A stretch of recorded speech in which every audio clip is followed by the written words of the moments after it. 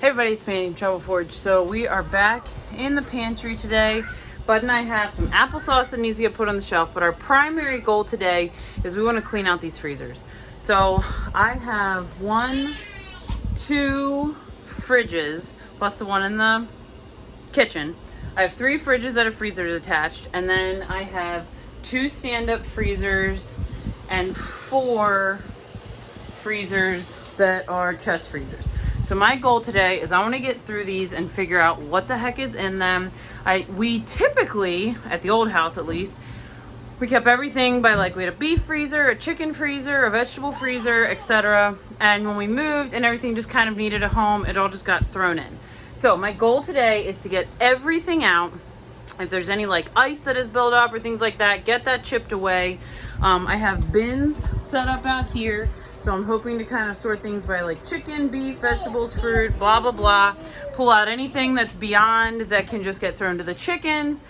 Make myself some notes about things that need to be freeze dried or canned or whatever, because we're kind of nearing the end of summer, which means, you know, we're thick in preservation season, but preservation season, in my opinion, typically ends in like October-ish. Now, I've said this before, I usually do beans and meat and things like that during the winter, so it doesn't ever really truly end. But as far as bringing things in from, if my garden was set up, or from the auction or local farmers or whatever, that part is going to be coming to an end here in the next month and a half-ish, 2 months or so.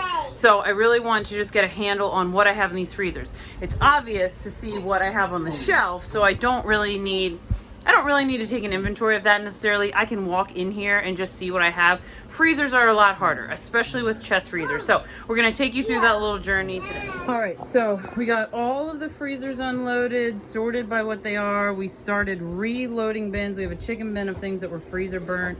I have a bucket over there because I'm gonna be making some French onion soup and canning it. Matt is working on loading in corn. I think I'm gonna label each of these freezers, just something simple with like a poster or whatever. But in this freezer, we have pumpkin, butternut, squash, and bananas. In this freezer, we have broccoli, zucchini, peppers, and onions. In there, we have corn, onions, some overflow zucchini. So those are mostly along the back wall, all vegetables. I'm working on filling this freezer. So I have all the roasts and steaks and things on the door, dairy on the bottom. I got the ground meat up there. This freezer, I did not put anything in except my freeze-dry trays. It obviously has a little bit of frost in it. In the bottom of this one, we have fat that we can render down for soap, and there's the extra goat milk soap in here. Matt's putting the corn on top. I think what we're gonna do is put the fruit on top of this one because we have corn in the other one, so if that's a little buried, no big deal. I have goat milk soap in my soap kitchen, and I have plenty of tallow, so if this stuff is buried, it won't be a huge deal.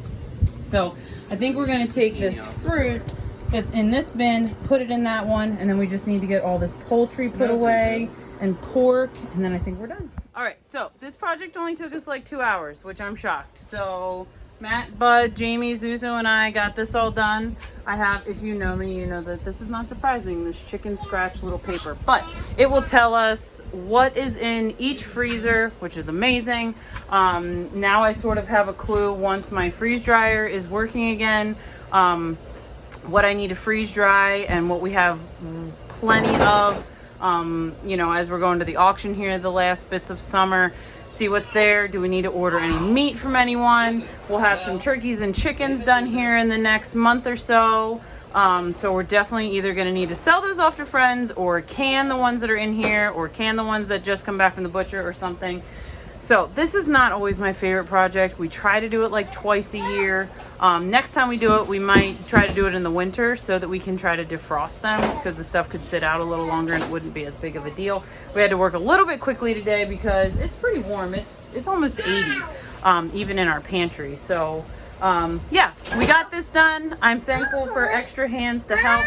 Matt's still fighting trying to get that door closed, which is super freaking annoying, but we're almost there. So I can't imagine there'd be a ton of questions about this, but I do get questions about just food storage in general. How do we store this much stuff? What does it cost to store this kind of stuff? So if you have any questions, let me know. We'll see you next time.